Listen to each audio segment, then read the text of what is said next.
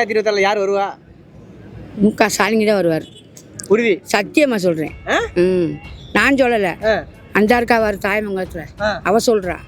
ஓ, சாமி மேலே சொல்றீங்களா? ஆமாம், நான் சொல்லலை, அவர் தான் வருவார். எத்தனை பேர் நின்றாலும் அவரை ஜெயிக்க தோற்கடிக்க முடியாது. வாய்ப்பே இல்லை. வாய்ப்பே கிடையாது.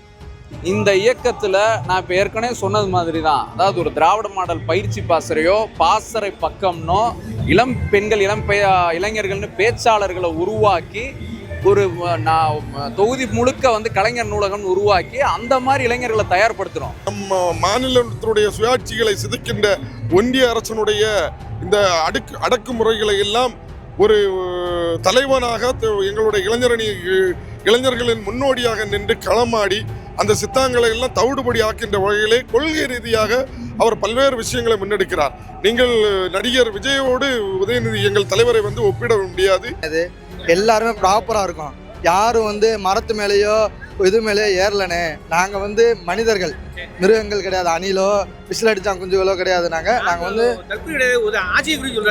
என்ன அவர் ஆச்சரியக்குறி 2026 தெரியும். யாருக்கு அது ஆச்சரியக்குறியா மாறுதுன்னு அவருக்கு தெரியும்னே.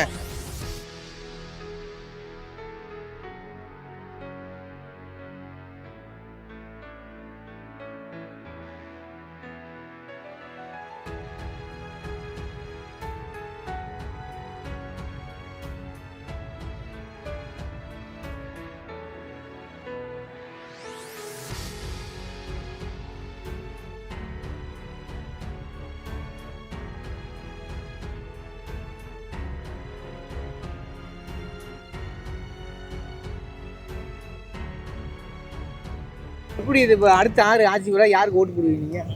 நாங்கள் ஓட்டு கலைஞருக்கு தான் போடுவோம். கலைஞர் போடுவீங்களா? ஆமாம். என்னைக்கு ஆட்சி வந்துச்சோ அன்னைக்குலேருந்து எங்கள் வீட்டில் கலைஞர் கட்சி தான். கலைஞர் கட்சி தான் நாளையில இருந்தே. அது என்ன காரணம்? நாங்கள் வந்து செய்திக்குதோ துவக்குதோ அது எங்களுக்கு தெரியாது. சரி, நாங்கள் போடுறது இந்த சூரியனுக்கு தான் போடுவோம். சூரியன் போடுவீங்க? சரி, அதுவே கட்டிக்க கூட. ஆமாம், எங்களுக்கு தங்க தென்னராசு எங்கள் ஊர் தானே. ஓ, அப்படியா? ஆமாம், சரி சரி சரி. எங்கள் உள்ளூர்காருக்கு நாங்கள் போடுவோம். அந்த மாதிரியாவா?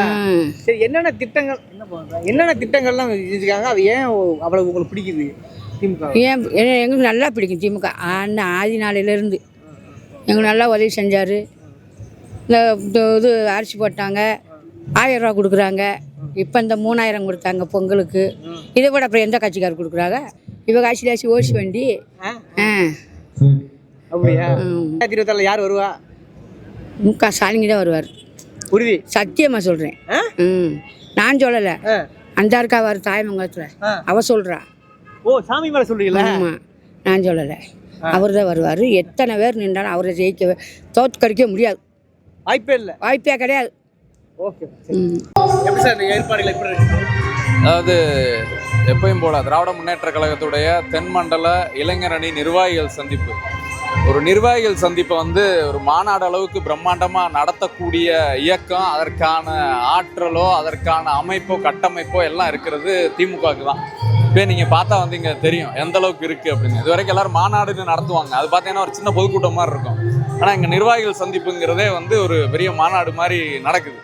75 ஆண்டு கால இயக்கம், 46 வருஷம் இன்னைக்கு இளைஞர் அன்னைக்கு. நம்ம கழக தலைவர் வந்து 1980 நம்ம மதுரையில் வந்து தொடங்கினாங்க.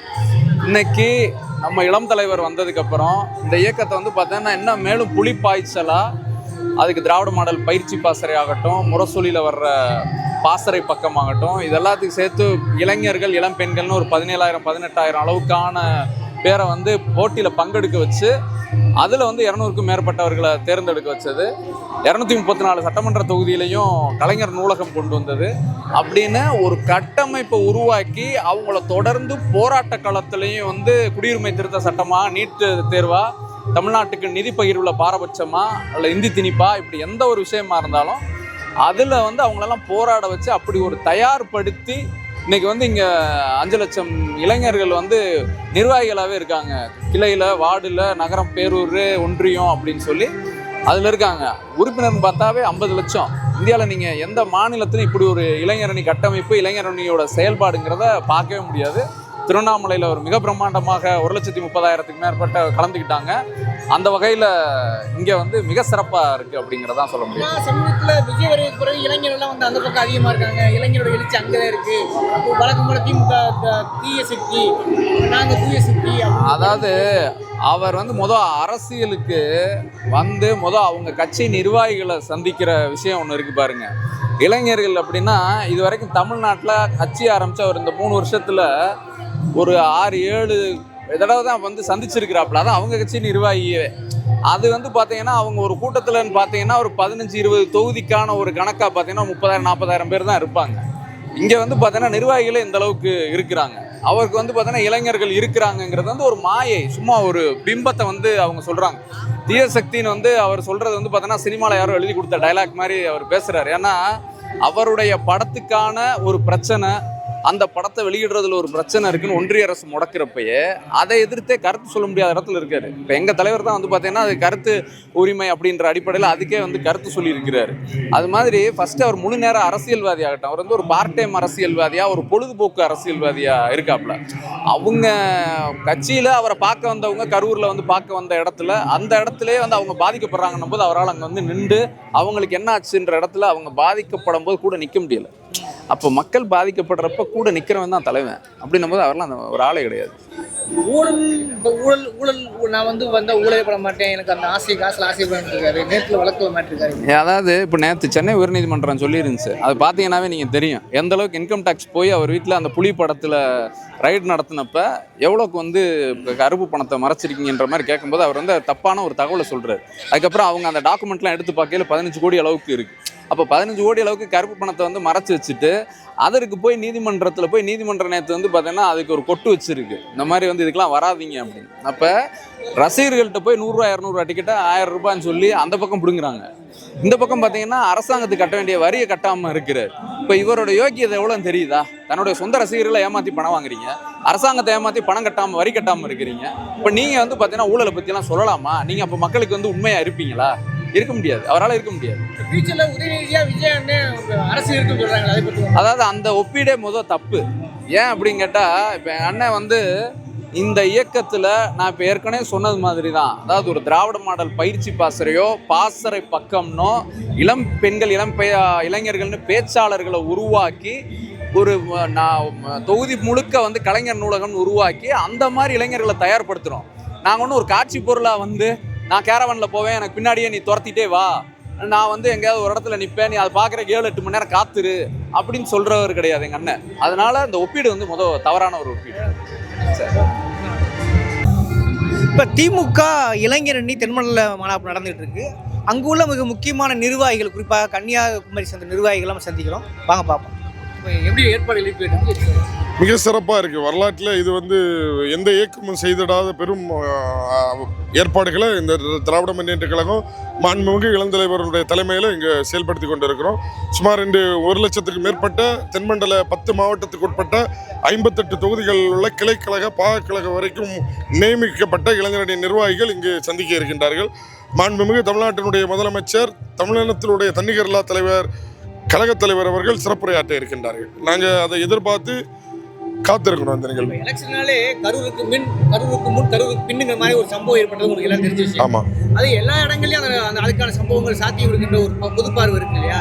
அப்போ இது ஒரு முன்மாதிரியான மாநாடாக இருக்க வாய்ப்பு இருக்கு. இல்லை, நிச்சயமாக நீங்கள் கரூர் சம்பவத்தை திராவிட முன்னேற்ற கழகத்தினுடைய எந்த நிகழ்வுகளும் கூட ஒப்பிட முடியாது. இப்போ திராவிட முன்னேற்ற கழகம் வந்து அரசியல் படுத்தப்பட்ட இளைஞர்களை தான் மேம்படுத்தி இங்கே வர்றாங்க. இப்போ நிர்வாகிகள் என்று நீங்கள் 19 கடந்து செல்ல முடியாது. ஒவ்வொருக்கும் தனிப்பட்ட முறையிலே நேர்காணல் நடத்தி அவர்களுக்கு அரசியல் பாசறை கூட்டங்கள் நடத்தி கட்சியினுடைய கொள்கைகள், நம்முடைய திராவிட மன்னனுடைய பல சித்தாங்களை எல்லாம் புரிய வைத்து மேம்படுத்தி தான் அரசியல் படுத்தப்படுகிறோம்.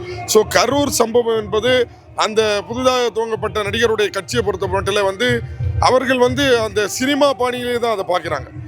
திராவிட முன்னேற்ற கழக இளைஞர்கள் அப்படி அல்ல. இது வந்து ஒரு கட்டுப்பாடான இயக்கம். இந்த இயக்கத்தினுடைய கொள்கைகளை புரிந்து அது சார்ந்து தான் இங்கே செயல்பட்டு இருக்காங்க. ஸோ எங்களுக்கும் கரூர் சம்பவத்துக்கும் அதை ஒப்பிட முடியாது. இன்னொரு அரசியல் தொடர்ந்து முன்வைக்கப்படுது. ஃபியூச்சரில் வந்து பார்த்தீங்கன்னா உதயநிதியா விஜயானு ஒரு சொல் உருவாடும். ஏன்னா இளைஞர்கள் கூட அந்த பக்கன்ற மாதிரி ஒரு பார்வை முன்வைக்கிறாங்கல்ல. நிச்சயமா அப்படி ஒரு ஒப்பீடு நீங்கள் செய்யவே முடியாது. காரணம், உதயநிதி ஸ்டாலின் என்பவர் வந்து ஒரு திரைப்படம் மட்டும் பின்னணியாக வரல. அவர் ஒரு பாரம்பரியமாக திராவிட இயக்கத்தினுடைய தலைவர்களின் வாரிசாக, திராவிட கொள்கையின் வாரிசாக இந்த மண் பெரியார் மண்ணுடைய சித்தாங்களை முன்னெடுக்கின்ற, இன்றைக்கு குறிப்பாக இந்திய ஒன்றியத்தில் வந்து நம்ம மாநிலத்தினுடைய சுயாட்சிகளை சிதைக்கின்ற ஒன்றிய அரசனுடைய இந்த அடக்குமுறைகளை எல்லாம் ஒரு தலைவனாக எங்களுடைய இளைஞர்களின் முன்னோடியாக நின்று களமாடி அந்த சித்தாங்களை எல்லாம் தவிடுபடி ஆக்கின்ற வகையிலே கொள்கை ரீதியாக அவர் பல்வேறு விஷயங்களை முன்னெடுக்கிறார். நீங்கள் நடிகர் விஜயோடு உதயநிதி எங்கள் தலைவரை வந்து ஒப்பிட முடியாது. அவர் வந்து இயற்கை சார்ந்த ஒரு இயக்கத்தை வந்து எவ்வாறு இளைஞர்களை அடுத்த தலைமுறையை வழிநடத்த வேண்டுமோ அவ்வாறு எங்கள் இளந்தலைவர் வந்து ஒவ்வொரு விஷயம், இப்போ அறிவு திருவிழாவாக இருக்கட்டும், இளைஞரணி சார்பில் ஏற்படுத்துகின்ற பல்வேறு முயற்சிகளாக இருக்கட்டும், எல்லாமே இந்த வரலாற்று சிறப்பு வாய்ந்த தமிழ் மண்ணுடைய முன்னெடுப்பாக தான் நாங்கள் பார்க்கிறோம். ஸோ நீங்கள் வந்து தாவேக்காவே திமுக தலைவர் எங்கள் இளந்தலைவரோடு ஒப்பிடுவது வந்து சரியே இல்லை. உதாரணத்துக்கு தூய சக்தி திமுக தீய சக்தி டயலாக் தொடர்ந்து பேசுறாங்க. இப்போ ஊழலுக்கு ஊழலுக்கு ஒருபோதும் ஆசைப்பட மாட்டேன்னு விஜய் ஒரு வாரத்துக்கு முன்னாடி சொல்லியிருக்காரு. எங்க நேற்றைய தினம் மாண்புமிகு உயர்நீதிமன்றம் வந்து உச்சநீதிமன்றம் உத்தரவு கொடுத்திருக்கு. அவருக்கு விதிக்கப்பட்ட அந்த வரி ஏற்படுக்கு அவருக்கு விதிக்கப்பட்ட 1.5 கோடி ரூபாய் வந்து அவருக்கு நிச்சயமாக அதை கட்டிதான் ஆகணும். ஒரு வரி மோசடி வந்து செஞ்சிருக்காருன்றது நிரூபணம் ஆகியிருக்கு. அவர் எப்படி ஊழல் ஒழிப்பாரு? எப்படி திராவிட முன்னேற்ற கழகத்தை மாதிரி ஒரு மாபெரும் இயக்கத்தை தீய சக்தியின் எதன் அடிப்படையில் சொல்லுகிறார் என்று தமிழ்நாட்டினுடைய மகளிர்கள் தமிழ்நாட்டினுடைய முன்னேற்றத்திற்காக பல்வேறு விஷயங்கள், போராட்டங்கள், சிறைச்சாலை என்று பல்வேறு முன்னெடுப்புகளை எடுத்த இயக்கம் இது நீங்கள் வந்து திராவிட முன்னேற்ற கழகத்தை வெறுமனையாக அவர் தீய சக்தின்னு சொன்னோன்னா அது தீய சக்தியில் ஆகாது. இது தமிழ் மண்ணுடைய உரிமைகளுக்காக பெருங்காலமாக போராடி வென்ற கட்சி. மீண்டும் வெல்வோம். 2026 தேர்வில் 200 வென்று வரலாற்று படைப்போம் என்பது எங்களுடைய முழக்கமாக இருக்கிறது. கிட்டத்தட்ட இப்போ விருதுநகரில் இருக்கிறோம். 1,00,000 இளைஞர்கள் தென்மண்டல நிர்வாகிகள் சந்திப்பு மாநாடு நடக்குது. இப்போ பல்வேறு வகையான லட்சக்கணக்கான இளைஞர்கள் வருவதாக சொல்கிறாங்க. அதுவும் சில இளைஞர்கள் வந்திருக்காங்க, குறிப்பாக திமுக நிர்வாகிகள் நினைக்கிறோம். அவங்ககிட்ட இந்த மாநாடு குறித்து கருத்து கேட்போம். வணக்கம். எப்படி இந்த மாநாடு எப்படி சிறப்பாக பார்க்குறீங்க? ஏற்பாடுகள் சரியா? திரும்ப கேட்கணும். முதல்ல சொல்ல நினைக்க வேண்டாம், கரூர்ல சம்பவம் கேள்விப்பட்டிருப்பீங்க. அந்த பாதுகாப்பின்மையினால கிட்டத்தட்ட 40 உயிர் போயிருக்கு. அது மாதிரி அசம்பவம் எந்த கட்சியும் ஏற்படக்கூடாது, ஊடகமா எங்களுடைய கருத்து. அது மாதிரி அசம்பவம் இது நடக்கிறதுக்கான வாய்ப்பு இருக்கா? எப்படி பாக்குறீங்க? ஏற்பாடுலாம் நல்லா நீட்டாக இருக்குது. பார்க்கிங் எல்லா வசதியும் பக்கத்துலேயே இருக்க மாதிரி இருக்குது. எந்த போக்குவரத்து இடைஞ்சல் இல்லாமல் நல்லபடியாக பண்ணியிருக்காங்க. தனித்தனி சேராக இது மதுரையிலேருந்து வரவங்க மாவட்ட வாரியாகவும் பிரிச்சிருக்காங்க. பார்க்கிங்கு எந்த இடைஞ்சல் இல்லாமல் டபுள் சைடும் வழி விட்டுருக்காங்க. அங்கே பார்க்கிங்லேருந்து இந்த சைடும் போய்க்கலாம், இந்த சைடு இருக்கவங்க இந்த சைடும் போய்க்கலாம். அதனால் நல்லா டீசெண்டாக நீட்டாகவும் பண்ணியிருக்காங்க. நல்லா பண்ணியிருக்காங்க. விஜய் கட்சியில் பார்த்தீங்கன்னா கிரீஸ்லாம் தடவி இருப்பாங்க, கம்பியில் அந்த மாதிரி எதுவுமே இல்லை. கம்பிக்கு பக்கத்துல திமுக அவ்வளவு ப்ராப்பராக இருக்கீங்களா? ப்ராப்பராக இருக்கும். கம்பி பக்கத்தில் நிர்வாகிகளும் பெரிய பெரிய நிர்வாகிகளும் பக்கத்தில் கம்பி பக்கத்துலேயே இருக்காங்க. ஓகே. 2024 யார் ஜெயிக்க வாய்ப்பு இருக்கு? உண்மையை சொல்லுங்க. திமுக தான் வாய்ப்பு. திமுக எப்படி ஜெயிப்பு இருக்கு? என்ன திட்டங்கள் எப்படி இருக்கு சொல்லுங்க. நீங்களே பார்த்துருப்பீங்களே என்னென்ன திட்டங்கள் இருக்குன்னு. லேப்டாப் கொடுத்துருக்காங்க 3rd இயர்ஸுக்கு. ரோடு வசதி நல்லா போட்டு கொடுத்துருக்காங்க. புதுமை பெண் திட்டம் இருக்குது, மகளிர் உரிமை திட்டம் இருக்குது, பஸ்ஸு போக்குவரத்து இருக்குது, நிறைய புது பஸ்ஸெல்லாம் இல்லம் தேடி கல்வி இருக்குங்க. வீடு கட்டி கொடுத்துருக்காங்க. எங்கள் திண்டுக்கல் மாவட்டத்திலே 1,00,000 பேர்த்துக்கு மேலே வீடு கொடுத்துருக்காங்க. எங்கள் ஐபி ஐயா கொடுத்துருக்காரு. நிறையா இது பண்ணியிருக்காங்க. இன்னும் ரோடு வசதி போட்டிருக்காங்க, தண்ணி வசதி, பட்டா எல்லாத்துக்கும் பட்டா ஃப்ரீயாக போட்டு கொடுத்துருக்காங்க. இது மாதிரி நிறையா வசதிகள் இருக்குது. சொல்ல ரொம்ப அதிகமாக இருக்குது. அப்படின்னு ஆனால் புதுசாக பொறுத்த நேற்று கட்சியோட விஜய் கூட என்ன சொல்கிறாருனாங்க, திமுக வந்து ஊழல் சக்தி, தீய சக்தி, நாங்கள் தூய சக்திங்கிறாருலே. அதை நீங்கள் எப்படி பார்க்குறீங்க? இளைஞர் அது உங்களுக்கே தெரியும்ல, நாங்கள் சொல்லி என்ன எப்பயுமே கரெக்டாக இருப்போம். நாங்கள் வந்து ராமநாதபுரம் மாவட்டத்திலேருந்து வந்திருக்கோம். எங்கேருந்து வந்திருக்கீங்க? ராமநாதபுரம் மாவட்டம் நயினார்கள் மேற்கொன்றியம். அதில் வந்து நாங்கள் வந்து ராமநாதபுரம் மாவட்ட கழக செயலாளர் வந்து அந்த தொண்டர்கள் வந்து இளைஞரணிகளை வந்து அதிகமாக திரட்டி வந்து இடையில வந்து தொண்டர்களுக்கு வர்ற வழியிலேயே மறைச்சு தொண்டர்களுக்கு வந்து அருள் சுவை உணவு பிரியாணி எல்லாம் வந்து ஏற்பாடு பண்ணியிருக்காரு. யாருமே இப்படி இதுவரை எங்களுக்கு செய்யவே இல்லை அந்த மாவட்ட செயலாளர். ஆனால் மாவட்டத்தில் வந்து உள்ள தொண்டர்களுக்கு நல்லா கவனிக்கிறாரு. பொதுமக்களுக்கு அன்றாடு வந்து எங்கே என்ன குறையோ அது பூரா எல்லாமே பண்ணி வசதியானதை பண்ணி கொடுக்குறாரு. இந்த ஆட்சியில் வந்து அதாவது எதிர்க்கட்சியில் தான் அது மீண்டும் மீண்டும் ஏதாவது ஒன்று சொல்கிறாங்க, விமர்சனம் பண்ணுறாங்க. இந்த விஜய்லாம் வந்து அப்படி பண்ணியிருந்தால் அந்த விஜய் வந்து அன்னைக்கு வந்து அவர் பாட்டில் இட்டு எரிஞ்சிருக்க மாட்டார். கரூரில் நடந்த சம்பவம் வந்து வச்சுருக்காரு. அன்னைக்கே அவர் சொல்லிக்கிறான் ஓடுறாரு, எதுக்கு ஓடுறாரு, நின்றுக்கலாம்ல. ஆஸ்பத்திரியில் வந்து பார்த்துருக்கணும்ல, ஆஸ்பத்திரியில் வந்து இறந்துருக்கு. இன்றைக்கு எங்களுக்கு ஒரு நிலைமைனா, இங்கே இருக்கக்கூடிய தென் மாவட்டத்தில் இருக்கக்கூடிய மாவட்ட செயலாளராக இருந்தாலும் சரி, எங்கள் மாவட்ட செயலாளர் அருமையுரிய அண்ணன் காதர் பாச்சா இருந்தாலும் அந்த இடத்துக்கு வந்து நாங்கள் அடிபட்டு கிடந்தாலும் எங்களை பார்த்து முதலுதவி பண்ணி எங்களை அனுப்பி விடுறதான் உங்கள் கட்சியுடைய மாவட்ட செயலாளருக்கு பொறுப்பு. அந்த கட்சியில் உள்ள மாவட்ட செயலாளரோ அங்கே உள்ள ஒரு தலைவரோ அப்படி போவார்களா? இன்றைக்கி சாதாரண ஒரு இது எடுத்துக்காட்டாக சொன்னால், ஒரு தொண்டர்கள் வீட்டில் ஒரு மின்சார கொடி கட்டும் போது ஒரு தொண்டர் இறந்துட்டா அவங்க வீட்டுக்கு தலைவரில் இருந்து கழகத்தினுடைய தலைவர், மாவட்ட செயலாளர், ஒன்றிய செயலாளர்கள் அனைவரும் போய் அவருடைய அடக்கம் தட்டிக்கு அந்த அடக்க செலவு ஏற்ப கூட இன்றைக்கு மாவட்ட செயலாளர் செஞ்சுட்டு இருக்காங்க. இது அதே மாதிரி ராமநாதபுரம் மாவட்டத்திலேருந்து வர்ற வழியில் எங்களுக்குன்னு தனியாக கள்ளக்குறிச்சிக்கு அவுட்டரில் அறுசுவை உணவுகள் கொடுத்து கிட்டத்தட்ட எங்கள் மாவட்டத்தில் அதிகமான இளைஞர்களை திரட்டி மாவட்ட செயலாளர், ஒன்றிய செயலாளருக்கு பரிந்துரை செய்து ஒவ்வொரு ஒன்றிய செயலாளர் வீடு வீடாக சென்று ஒவ்வொரு இளைஞரணியினுடைய ஒவ்வொரு கிளைக்கழகத்திற்கு ஒரு இளைஞரணி 3 துணை வேட்பாளர் இருக்கார்கள். அவர் அனைவரையும் திரட்டி தனித்தனி பஸ்ஸில் கொண்டு வந்து இங்கே சேர்த்துட்டு கொண்டு இரவு ஒரு வீட்டில் விடத்தட்டிக்கு நாங்கள் நிர்வாகிகள் பாதுகாப்பாக இருக்கணும் எங்கள் மாவட்ட செயலர் உத்தரவு. இரவு உணவு அளித்து ராமநாதபுரம் மாவட்டத்தில் வந்து அந்தந்த 3 இளைஞரணி அமைப்பாளர்களை கொண்டு வீட்டில் சேர்க்கத்தட்டி எங்களுக்கு தான் கிளைக்கழக செயலாளர்கள், ஒன்றிய செயலாளர்களுக்கு பொறுப்பு. ஆமாம், இன்றைக்கு வந்து கரூர் சம்பவம் நடந்துடக்கூடாதுங்கிறது அது எங்களுக்கு அந்த வாதத்துக்கே நாங்கள் போகலை. ஆனால் நாங்கள் எங்களுடைய எப்போவுமே இந்த இயக்கம் துவங்கப்பட்ட காலத்தில் வந்து சரியான நிலைமையாக போயிட்டுருக்கு. கட்டுக்கோப்பான இராணுவ கட்டுக்கோப்பாக, இராணுவத்தை மிஞ்சின கட்டுக்கோப்பாக தலைவர் இளைஞரணியினுடைய அமைப்பாளராக மாநில இன்னைக்கு முதலமைச்சர் இருக்கும்போது நான் ஒன்றிய இளைஞரணி துணை அமைப்பாளராக இருந்திருக்கிறேன். நான் கிட்டத்தட்ட ஒரு 40 வருஷம் இந்த இயக்கத்தில் பணியாற்றியிருக்கேன்.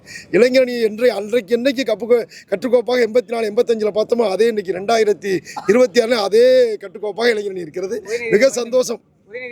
மிகப்பெரிய தலைவரை விட தலைவரை விடிஞ்ச மகனாக இன்றைக்கு செயல்பட்டு மிகப்பெரிய இளைஞரணியை கட்டுக்கோப்பாக கொண்டு போயிட்டார். ஆமாம், ரொம்ப நன்றி, ரொம்ப வாழ்த்துக்கள்.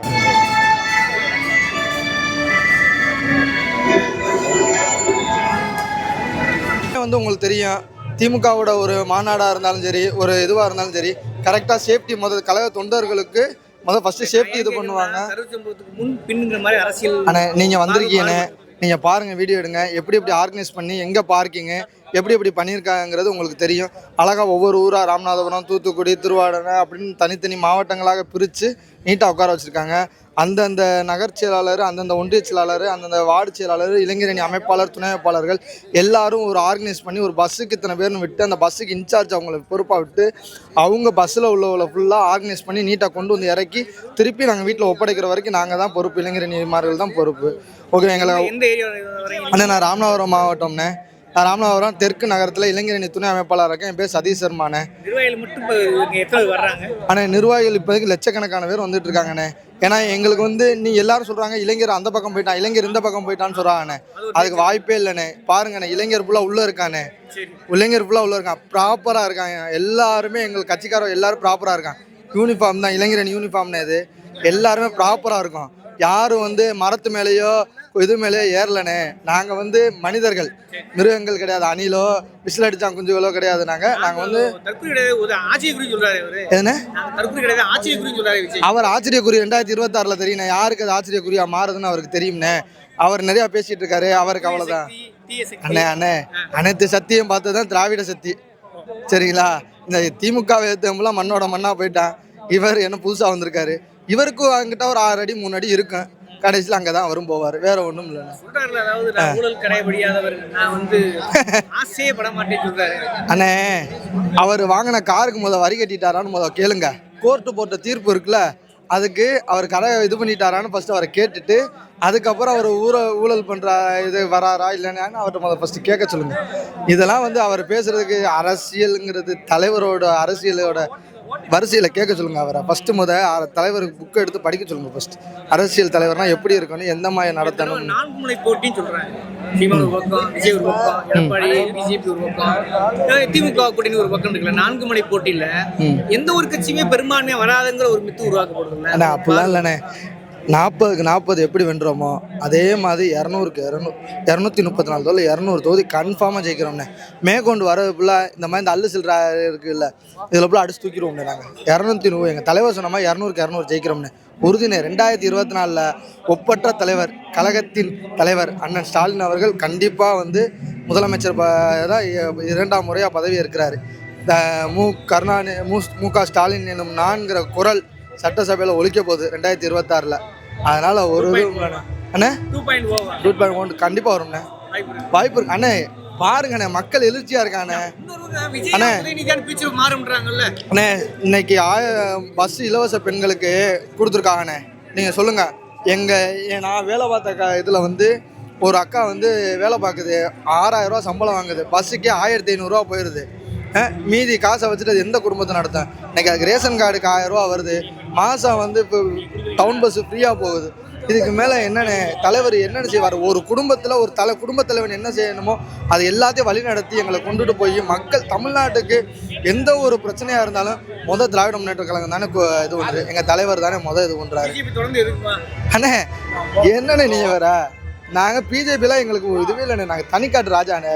திராவிட முன்னேற்ற கழகம் தானே, அது வேற மாதிரிண்ணே. நாங்கள் 2026 நாங்கள் இப்போல்லாம் பேசலைண்ணே, ஜெயிச்சுட்டு பேசிக்கிறோம்ண்ணே. நன்றிண்ணே.